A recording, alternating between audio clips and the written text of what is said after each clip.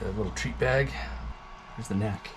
I did learn this in school 1,000 years ago, but what is up, gangsters? Today we are doing a breakdown of a turkey. I haven't gone over honing yet, or any sort of butchery, but this is a boning knife. Name brand is Dick. This is something you would use if you worked at a meatpacking facility.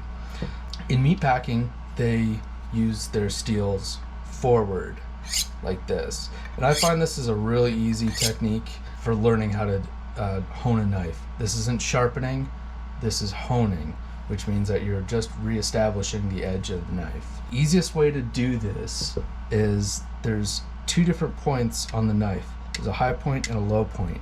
Low point is for a Japanese knife, so it has a lower angle on it, and the top one is for German knives or European knives. So this is a European knife, and that's what we're going to do, is use this bottom one. So you lean the blade here, and you put the bottom here, and you just slide it forward. We're not adding a lot of force onto the steel. This is, butter, and this is a very soft piece of bread. You don't want any pressure. You're just sliding it along. And one per side is good. Ceramic steels, there's different steels for different occasions. So having several different steels around will help you get the edge that you're looking for at that particular moment. I have 3 steels, and especially if you're breaking down food like butchery, it really helps to have the different variations, because if you're scraping bones, you're going to want to use a different steel for just hitting through cartilage, or if you're just cutting skin. That's my little rant for that. Let's bring on the bird. All right, this is probably going to be juicy. I'm going to do this over the sink. All right, so I've got a rag here, and you want to keep any of that moisture off of your knife, because it will slow down the knife, and part of keeping it clean is actually keeping it sharp, or the other way around. Keeping it sharp is keeping it clean. We got our little bag of treats in here, and they prep the skin to tuck around the legs. We're actually going to start on the backside first. I'm going to remove the wings, and this technique can be used on any poultry: ducks, turkey, geese, chickens, any smaller pigeon. What we're doing is we're lifting, and we're feeling for where it connects. It connects right there. So we're going to go along here and into this spot here. And I usually keep my finger on the spot, just so I don't lose my place. Pops. And we can just go into that joint. And there we go.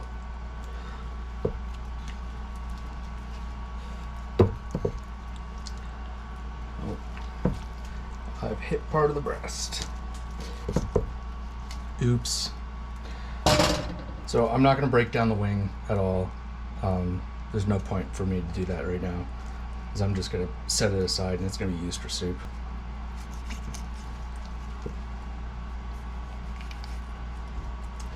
Oh, missed my spot.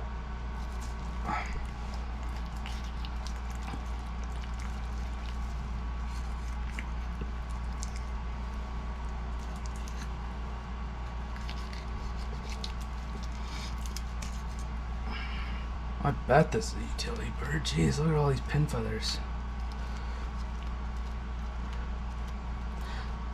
So this was cheap because it's missing parts, and so the reason why they'd have this partial piece here is it more than likely had some bruising in the in the wingtip, so they remove the wingtip. Also, somebody's first day, like the breast is exposed up here at the top as well. Untangle the legs. We'll just tuck that in. And I am going to break this down because I'm only really want the thighs right now. So just get rid of that skin so you can see what you're doing.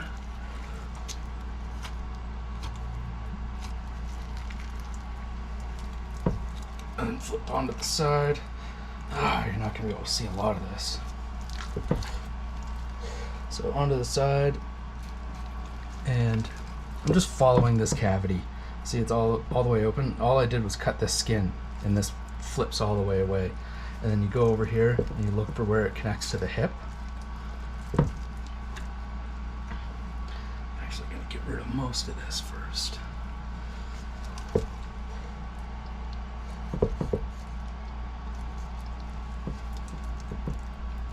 So I've come up right up against this bone here. And we're going to poke out the side here.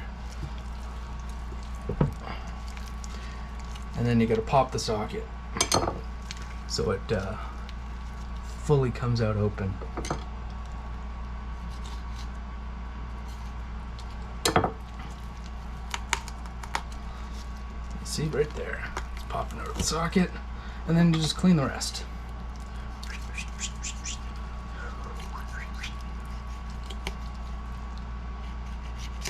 Just like that. And then to break this down further,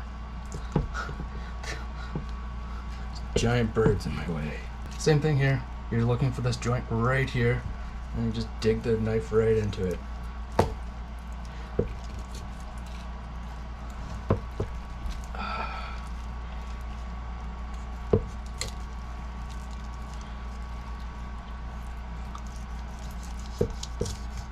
There it goes.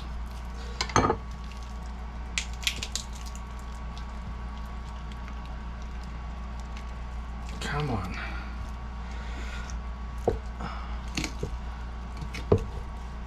That was a tough bird. There we go. And this is what I'm after today. Thighs.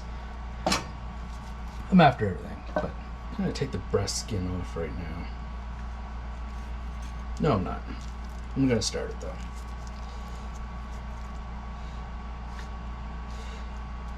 And this is for a different recipe from the one that I'm doing today.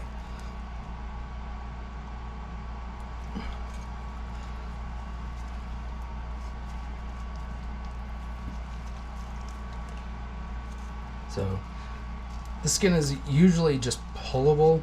On bigger birds like this, you can't just pull it, so you do have to use a little bit of help. Oh, I scored the breast. It just pulls away really nice and easy. And once I get this on the other side, it'll come off a little bit easier. So once you get part of the, once he starts getting off balance, they become more and more difficult to play with. So let's see if this will be a little bit better on this side. So the skin, and that opens everything up. You just keep following this down.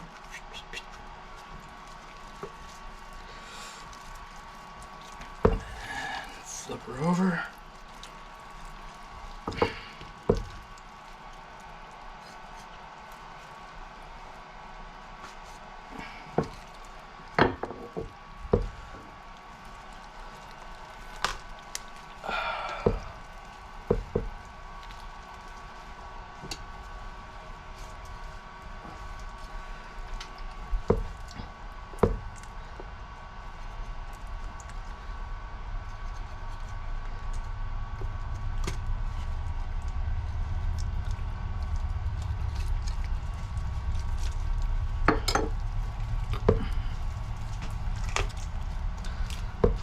We are.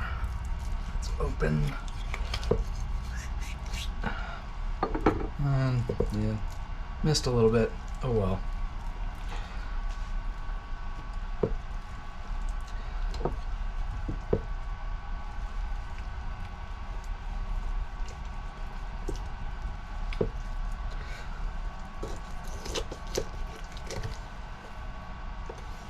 There we go.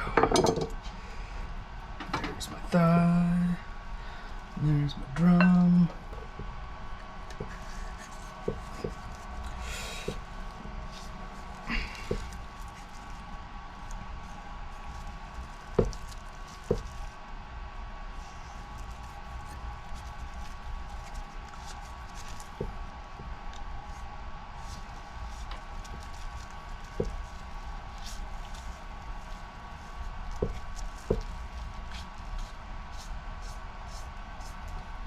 I'm barely using any force at all. Just essentially holding on to it and letting the knife do the work.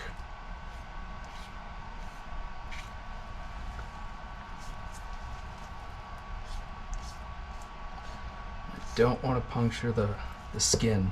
I don't care if I puncture the breast meat. It's I'm not serving it up as one big breast. So I do need the skin to be intact though.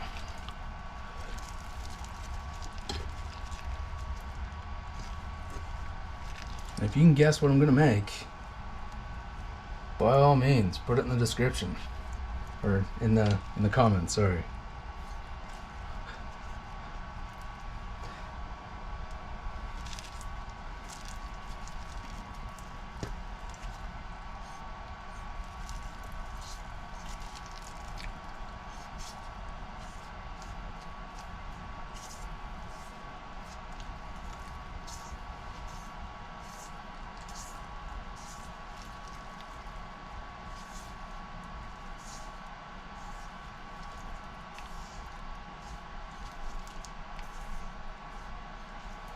I'm sure this part isn't very entertaining. I'll probably just cut it out. But there we are. The last of the skin, that's just some fat. There we go. My skin is intact.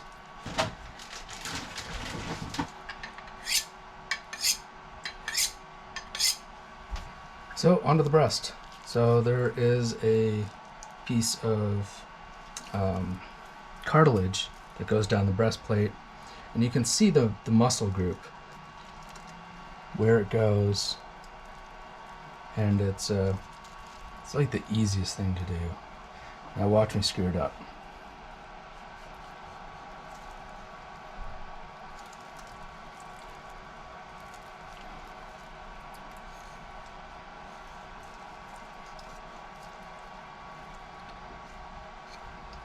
So just follow the concave of the rib cage as I go up. You can see me peek through the other side. There we go. And then we can do kind of the same as we go along here. Just follow along the bones.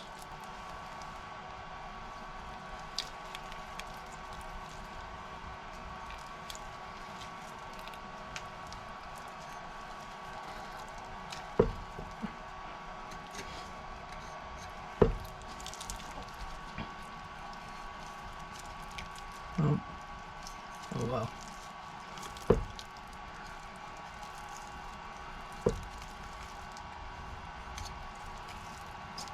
There we go. Debreasted.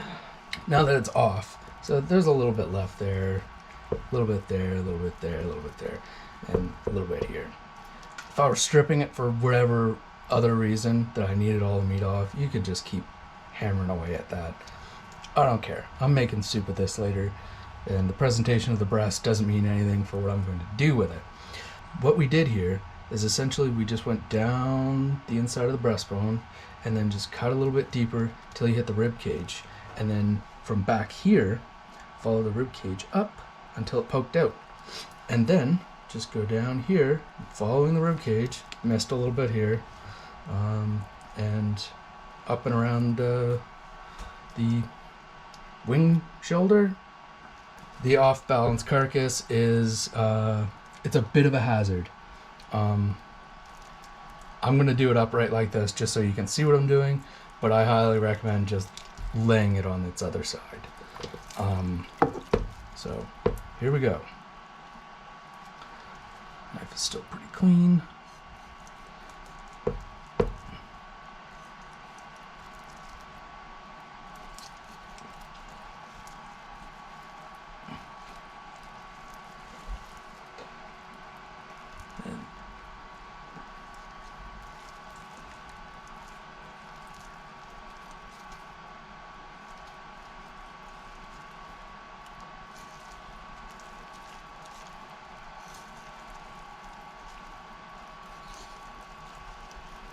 There's the collar right there, the wishbone.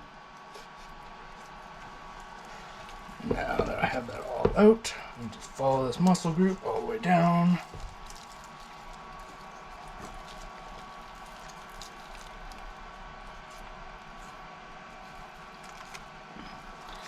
I think that little piece of tendon is probably the hardest part about removing a breast. And there we go. So this whole carcass goes away for soup. If I cared enough, this is the tender, which is the less used less used muscle that is underneath the actual breast. So this is the breast and this is the tender. So it's actually a separate muscle group right here. You can just remove it. Just see there's a little seam right there. You just cut along there and pull that off. I'll do it just to show you. A little seam right there. And I haggard it a little bit, but that's it. That's the tender. It's the size of a chicken breast. So just so I can get this in a bag, I'm going to break down tail end and probably section the rib cage as well, just to make it easier. So that's it there. So the hip is right here. Just put your finger in. Oh, you're going to be a bastard. Now, if I had a cleaver, this is the time I'd pull it out. But I don't.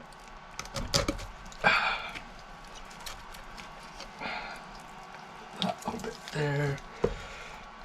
And then,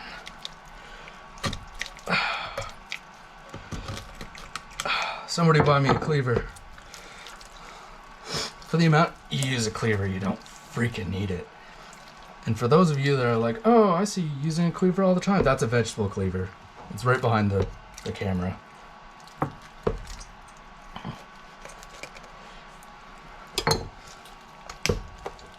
There we go. Getting some headway.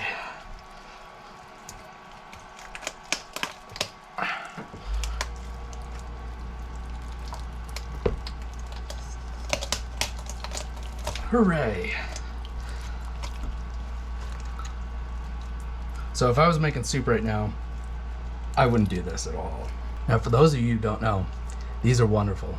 The muscles that allow the, come on, words, the chest cavity.